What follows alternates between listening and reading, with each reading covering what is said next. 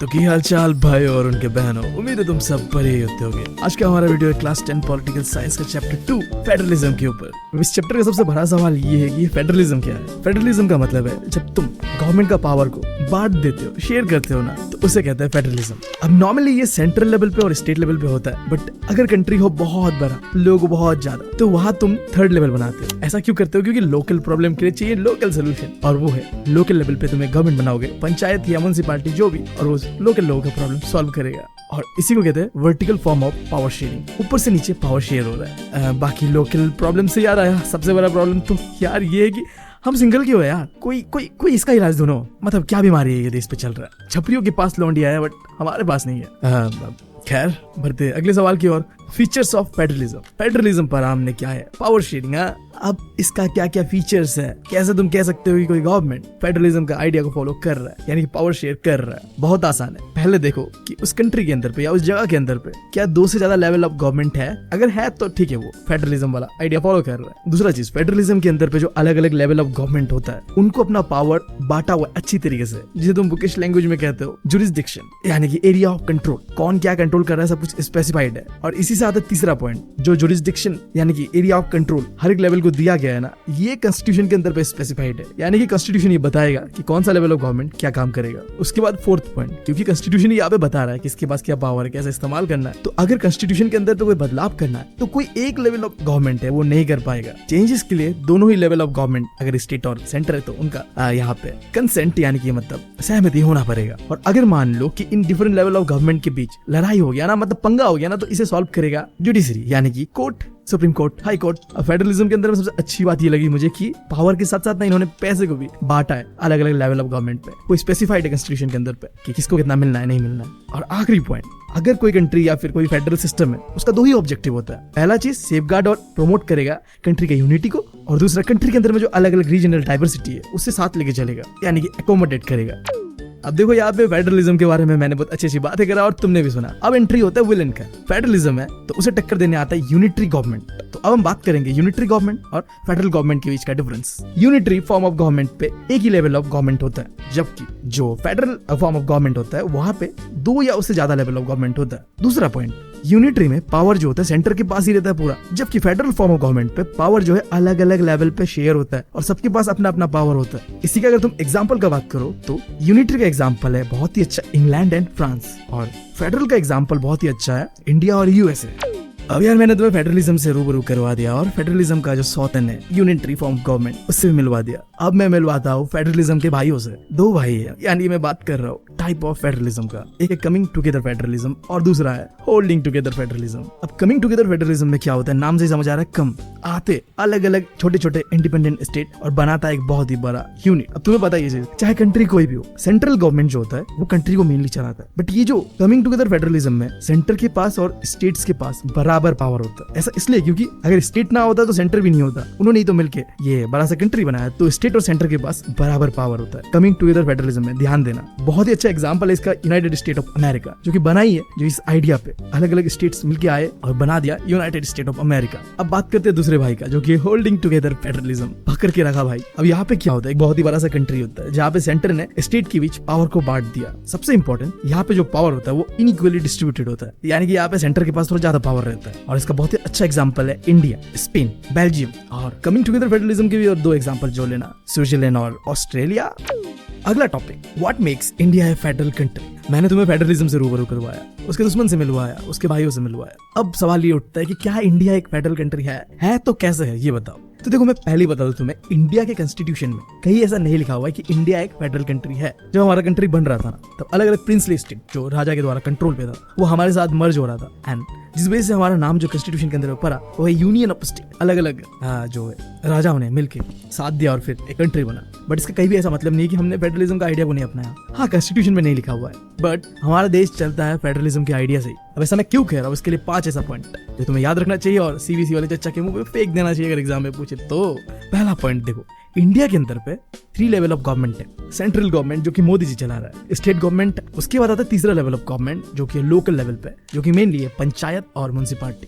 अब इसके बाद मैंने बताया था कि हर एक लेवल ऑफ जो गवर्नमेंट है ना, उसका पावर क्या होगा नहीं होगा, ये कॉन्स्टिट्यूशन के अंदर स्पेसिफाइड है और इस चीज को कहते हैं जुरिस्डिक्शन। फिर तीसरा चीज ये है कि हमारा इंडिया एक होल्डिंग टुगेदर फेडरलिज्म का पार्ट है। यहाँ पे सेंटर के पास ज्यादा पावर है स्टेट के मुकाबले। तो फिर फोर्थ पॉइंट, अगर तुम्हें मान लो कोई चीज दिक्कत है कॉन्स्टिट्यूशन से और तुमने उसे बदलने का सोचा है, तो ये एक ही तरीके से हो सकता है। पहला चीज, राज्यसभा और लोकसभा के अंदर पे 2/3 का मेजोरिटी चाहिए वोट, ठीक है। अब यहाँ पे खत्म नहीं हुआ है, इंडिया में जितने भी स्टेट है ना, उसका आधा स्टेट जो भी तुम चेंजेस लाना चाहते हो उसके लिए एग्री होना पड़ेगा, तब जाके तुम कॉन्स्टिट्यूशन के अंदर पे बदलाव कर सकते हो, जो बेसिक स्ट्रक्चर है कॉन्स्टिट्यूशन का। मतलब कहानी का लुब्बे लुब्बा सी है कि हमारे देश का जो कॉन्स्टिट्यूशन है उसे बदलना और अपने लिए एक ढंग की बंदी पटाना, दोनों ही नामुमकिन है यार। आखिरी चीज, अगर मान लो स्टेट और सेंटर के बीच कोई डिस्प्यूट हो जाता है, अब ऐसे में डिसीजन लेना और चीजों को सॉल्व करने का काम करेगा सुप्रीम कोर्ट और हाई कोर्ट। माने जो भी वो कहेंगे वो चुपचाप सुनना पड़ेगा, सेंटर को भी और स्टेट को भी।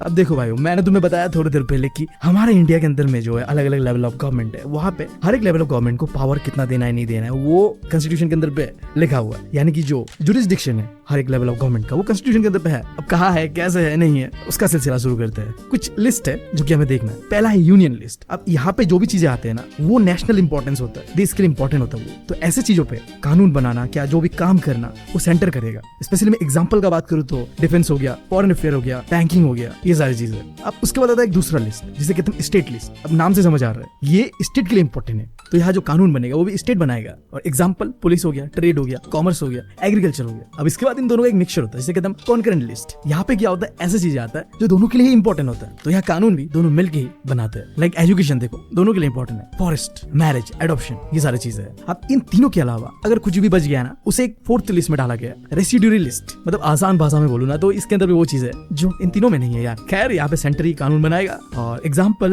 लाइक देखो, space technology, cyber security, computer technology, ये सारी चीजें। तुमने देखा किस तरीके से हर एक लेवल ऑफ गवर्नमेंट को अपना अपना पावर बांटा हुआ है लिस्ट के हिसाब से। सेंटर के लिए यूनियन लिस्ट है, स्टेट के लिए स्टेट लिस्ट है, और दोनों को मिलकर काम करने के लिए भी एक लिस्ट है, और सेंटर के लिए एक अलग से लिस्ट है जो कि अनोखा है, थोड़ा अलग है। अब इसके बाद देखो एक चीज, देखो मैंने तुम्हें पहले ही बताया था कि इंडिया ना होल्डिंग टुगेदर फेडरलिज्म का पार्ट है। सेंटर के पास ज्यादा पावर है और स्टेट की बीच पावर जो है बराबर नहीं बटा हुआ है, किसी के पास ज्यादा है तो किसी के पास कम है। अब देखो इसके कुछ कारण है, ऐसे किसी को मैंने ज्यादा पावर किसी को कम नहीं दे दिया। लाइक मैं बात कर रहा हूँ इंडिया के अंदर में कुछ स्टेट है जिन्हें स्पेशल स्टेटस दिया हुआ है, लाइक अरुणाचल प्रदेश, असम, नागालैंड, मिजोरम। अब ऐसा क्यों किया, इनके साथ क्या क्या जरूरत है स्पेशल स्टेटस देने का? देखो आर्टिकल 371 ये एक स्पेशल स्टेटस दे रहा है इन सारे स्टेट्स को कि बाहर का कोई आदमी आके यहाँ पे जमीन नहीं खरीद सकता। अब ऐसा इसलिए करा जा रहा है क्योंकि यहाँ के जो इंडिजिनियस लोग हैं उनका राइट्स को प्रोटेक्ट करा जा सके। मोस्टली तुम जानते हो, अगर तुम आए हो नॉर्थ ईस्ट तो यहाँ पे थोड़ा डिफरेंट है culture rest of the India से, तो यूनिकनेस को बरकरार रखने के लिए ऐसा करा गया है। अब इसके बाद देखो और एक चीज है, यूनियन टेरिटरी।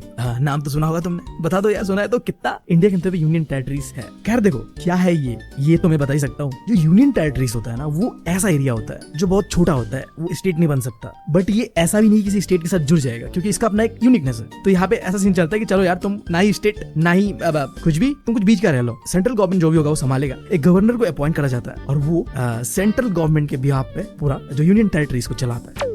अगला टॉपिक है कि how is federalism practice in India. अब ये क्वेश्चन एक दूसरे तरीके से भी पूछा जा सकता है कि क्या क्या चैलेंजेस आए इंडिया के अंदर पे फेडरलिज्म को लेके जब हमने फेडरलिज्म का आइडिया इंडिया में अप्लाई किया। तो कुल मिला के देखो 4 पॉइंट है जिसके बारे में हम डीपली स्टडी करेंगे। अभी मैं ऐसे पॉइंट्स को बता रहा हूँ। पहला चीज है क्रिएशन ऑफ लैंग्विस्टिक स्टेट। जब फेडरलिज्म का आइडिया हमने लाया तो इससे स्टेट बना लैंग्वेज के आधार पर। दूसरा चीज जो हमारा लैंग्वेज पॉलिसी है इसे बनाने में बहुत दिक्कतें आए। तीसरा चीज reconstruction of centre state relation, and आखिरी डिसेंट्रलाइजेशन। अब इन चारों ही पॉइंट को डिटेल में पढ़ना है। छोटा नहीं है बट है भाई, चैलेंजेस था बट हमने इसे कैसे पार किया वो देखना है। नंबर 1 बात करते हैं क्रिएशन ऑफ लैंग्विस्टिक स्टेट। अगर डेफिनेशन का बात करो तो लैंग्विस्टिक स्टेट का मतलब है तुम एक जगह बना रहे हो, एक स्टेट बना रहे हो जो कि टोटली उस जगह के लैंग्वेज के बेसिस पे होगा कि वहाँ के लोग जो लैंग्वेज बोलते हैं तो उसके हिसाब से उस स्टेट को बना रहे हो। तो जब से हमारा देश आजाद हुआ है यानी कि 1947 से लेके आज तक कई सारे ऐसे नए नए स्टेट बना जो कि लैंग्वेज के बेसिस पे था। एग्जाम्पल का बात करो आंध्र प्रदेश, पहला स्टेट जो कि लैंग्वेज के आधार पर बना था, और फिर ऐसे बढ़ता रहा ये महाराष्ट्र, हरियाणा। अब अगर सवाल आ रहा है तुम्हारे दिमाग में कि ऐसा क्या जरूरत था लैंग्वेज के बेसिस पे स्टेट बनाने का,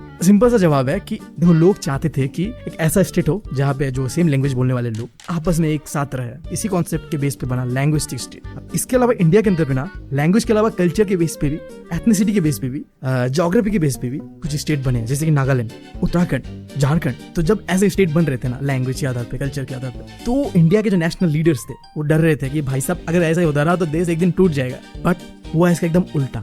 लोग खुश हुए इन चीजों से और लोग और ज्यादा यूनाइटेड फील करने लगे और ये आसानी हुआ कंट्री को चलाने के लिए। अब तुम समझो ना, एक बंगाली को तुम भोजपुरी में समझा रहे हो देश कैसे चलाना है, दिक्कत है ना भाई। तो ऐसा ही है। अब अगर तुम्हें ये समझने में डिफिकल्ट हो रहा है तो मैंने इस 5 पॉइंट पे इस टॉपिक को एक्सप्लेन करा है, तुम इन पॉइंट को भी देख सकते हो। तुम्हारी मर्जी है। बढ़ते अगले टॉपिक की ओर, जो कि था लैंग्वेज पॉलिसी इंडिया का कैसे बना। ये दूसरा चैलेंज था हमारे लिए। एक सिंपल सा बात यह है कि हमारे कॉन्स्टिट्यूशन ने ये जो नेशनल लैंग्वेज का स्टेटस किसी भी लैंग्वेज को नहीं दिया है। काफी लोगों को ये लगता है कि हिंदी हमारा नेशनल लैंग्वेज है। खैर, हिंदी और इंग्लिश को हमने एक ऑफिशियल लैंग्वेज की तरह देखा। 40% लोग ऐसा है जो कह सकते हैं कि मेरा मदर टंग हिंदी है। बाकी इसके अलावा अलग अलग रीजनल लैंग्वेजेस है। अब जैसे बंगालियों का बांग्ला है, उसी तरीके से असम का अपना एक लैंग्वेज है, असमीज, हर एक जगह का अपना अपना एक यूनिकनेस है। अब यही यूनिकनेस को कहते हैं रीजनल लैंग्वेजेस। तो अगर इन टोटल कहूँ ना तो इंडिया के अंदर पे हिंदी प्लस 21 रीजनल लैंग्वेजेस है। कुल मिला के 22 रीजनल लैंग्वेजेस है हमारा। फिर स्टेट को दे दिया गया कि देखो आपका जो भी लैंग्वेजेस होगा, आप जिस लैंग्वेज पे अपने स्टेट को चलाना चाहते हो तुम चला सकते हो। बट कहानी का लुब्बे लुब्बा सब भी यही है। जरूरी है यार कंट्री का नेशनल लैंग्वेज हो। तो इसलिए सेंट्रल गवर्नमेंट आज भी प्रमोट कर रहा है हिंदी को जोरों शोरों से कि बन जाइए एक नेशनल लैंग्वेज। बट देखो, प्रमोट करना और थोपना दोनों अलग अलग चीज है। थोपने का सीन नहीं है, यहाँ पे प्रमोट करा जा रहा है। अगर कभी इन फ्यूचर थोपा जाए तो वो फिर सीन क्रिएट करेगा। बट क्योंकि हम एक फेडरल कंट्री है तो हम थोपते नहीं है, हम बस प्रमोट कर सकते हैं। जब एक ऐसा समय आएगा जब सब समझेंगे इस लैंग्वेज को तो हो सकता है कि हाँ हम एग्री करें, चलो अपना एक होना चाहिए नेशनल लैंग्वेज।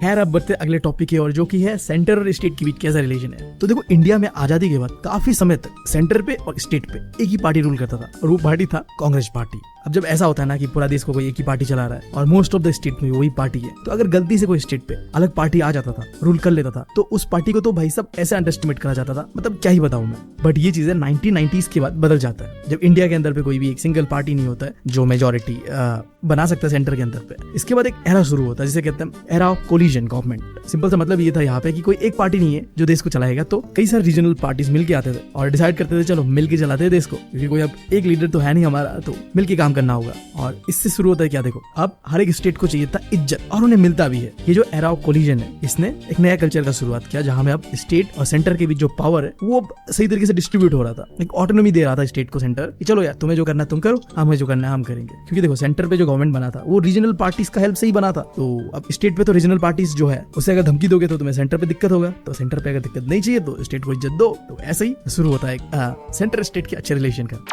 बढ़ते इस चैप्टर का आखिरी टॉपिक, जो कि है डिसेंट्रलाइजेशन ऑफ इंडिया। देखो, जब भी बात आएगा डिसेंट्रलाइजेशन का तो ये समझ आना, सेंटर और स्टेट के पास जो पावर है ना उसे लेके एक थर्ड लेवल ऑफ गवर्नमेंट को दे दिया जाता है, जो कि है लोकल लेवल पे। क्योंकि कंट्रीज लाइक इंडिया, जहाँ पॉपुलेशन और जमीन भी बहुत ज्यादा है, एरिया भी बहुत ज्यादा है, यहाँ पे क्या होता है सेंटर और स्टेट दोनों ही आम लोगों का जो है प्रॉब्लम को नहीं समझ सकता। लोकल एरियाज को अच्छी तरीके से समझ सकता है लोकल गवर्नमेंट। सिंपली बताओ तो लोकल प्रॉब्लम का लोकल सोल्यूशन होना चाहिए, जो कि एक लोकल गवर्नमेंट ही दे पाएगा। तो इसके लिए बनाया गया डिसेंट्रलाइजेशन ऑफ इंडिया का आइडिया अच्छा था, बट किसी ने इसे लागू ही नहीं किया। लंबे समय तक ऐसे ही दबे बस्ते पे पड़ा रहा ये आइडिया। बट 1992 में कुछ बड़े स्टेप लिया गया जिससे ये जो डिसेंट्रलाइजेशन का आइडिया इंडिया में सही ढंग से कह सकते हो तुम लागू हुआ। वो क्या स्टेप था? पहला चीज, कॉन्स्टिट्यूशनली मैंडेटरी कर दिया गया कि भाई साहब रेगुलर इलेक्शन करवाओ लोकल एरियाज पे, जो कि पहले नहीं करवाया जाता था। मुझे कह दिया होगा कराया तो कराया, नहीं कराया तो नहीं कराया, बट अब कॉन्स्टिट्यूशनली मैंडेटरी कर दिया भाई, कराना ही पड़ेगा। सेकंड चीज, जो बैकवर्ड क्लासेस है लाइक SC, OBC, ST, इनके लिए रिजर्व सीट रख दिया गया लोकल गवर्नमेंट पे। इसके अलावा जो वुमेन्स है, वुमेन्स के लिए भी 1/3 सीट्स को रिजर्व करा गया। और फोर्थ और सबसे इंपॉर्टेंट चीज, अब जैसे नेशनल लेवल पे अगर कोई इलेक्शन करवाना होता है तो वो करवाता है इलेक्शन कमीशन ऑफ इंडिया। अब लोकल लेवल पे करवाने के लिए बनाया गया स्टेट इलेक्शन कमीशन। इसका काम होगा पंचायत और म्युनिसिपैलिटी इलेक्शन करवाना। और आखिरी चीज, स्टेट को भी ये सीधा सीधा कह दिया गया कि देखो तुम्हारा पावर और तुम्हारा रेवेन्यू को लोकल गवर्नमेंट के साथ तुम्हें शेयर करना होगा। तो इसी के साथ डिसेंट्रलाइजेशन जो है बहुत ही अच्छी तरीके से होने लगा जब ये चेंजेस को लाया गया। अब मैंने तुम्हें समझा दिया कि डिसेंट्रलाइजेशन क्या होता है। मेनली फोकस दिया जाता है लोकल गवर्नमेंट पे। अब लोकल गवर्नमेंट ना दो तरीके का होता है, एक होता है रूरल लोकल गवर्नमेंट और दूसरा होता है urban local government. Rural local government को दूसरे नाम से बुलाया जाता है जिसे कहते हैं पंचायती राज, और अर्बन लोकल गवर्नमेंट को कहते हैं municipalities. Mainly rural local government होता है विलेजेस के लिए, जबकि अर्बन लोकल गवर्नमेंट होता है टाउन्स के लिए। इसका जो हेड होता है वो होता है सरपंच और उसका हेड होता है मेयर। ये तो मैंने तुम्हें टाइप बताया। स्ट्रक्चर का बात करते हैं, कैसे ये जो सिस्टम है ये चलता है। तो सबसे पहले रूरल लोकल गवर्नमेंट का बात करते हैं। 3 लेवल्स पे ये बटा हुआ है, village level, block level and district level. अब विलेज लेवल पे क्या होता है, ग्राम पंचायत बनता है, जहाँ एक गांव होता है बड़ा सा, या फिर 2-3 गांव छोटे छोटे मिलके एक ग्राम पंचायत बनता है, और उसका हेड होता है सरपंच, जो कि एक तरीके से गवर्नमेंट होता है, वो उस गांव को चलाता है, जो भी नियम कानून जो भी होगा उस गांव को उसे बनाएगा। अब इसके एक लेवल ऊपर चले जाओ, ब्लॉक लेवल पे बनता है पंचायत समिति। ये क्या होता है, कुछ गांव मिलते हैं, यानी कि कुछ ग्राम पंचायत मिलते हैं और बनाता है पंचायत समिति। फिर इसके और एक स्टेप ऊपर चले जाओ, डिस्ट्रिक्ट लेवल पे बनता है जिला परिषद। देखो, कुछ गांव मिलके बना पंचायत समिति। अब एक डिस्ट्रिक्ट के अंदर पे जितने भी गांव है, यानी कि मैं सिंपली बताऊं, सारे के सारे पंचायत समिति एक डिस्ट्रिक्ट के अंदर पे जो है वो मिलके बनाता है जिला परिषद। तो ये है इसका स्ट्रक्चर। अब अर्बन लोकल गवर्नमेंट का स्ट्रक्चर कुछ ऐसा है कि बड़े बड़े सिटीज के लिए म्युनिसिपल कॉर्पोरेशन है, लाइक दिल्ली हो गया, मुंबई हो गया, कोलकाता हो गया, इनके लिए म्युनिसिपल कॉर्पोरेशन है। और नॉर्मल टाउन्स जो होगा उसके लिए म्युनिसिपैलिटीज होगा। एंड ऐसा जगह जो ना अभी तक गांव है ना शहर है, दोनों के बीच में है, उसके लिए बनाया गया एक टर्म जिसे कहते हैं नगर पंचायत। तो यही था इसका स्ट्रक्चर, और यही पे खत्म होता है हमारा ये चैप्टर।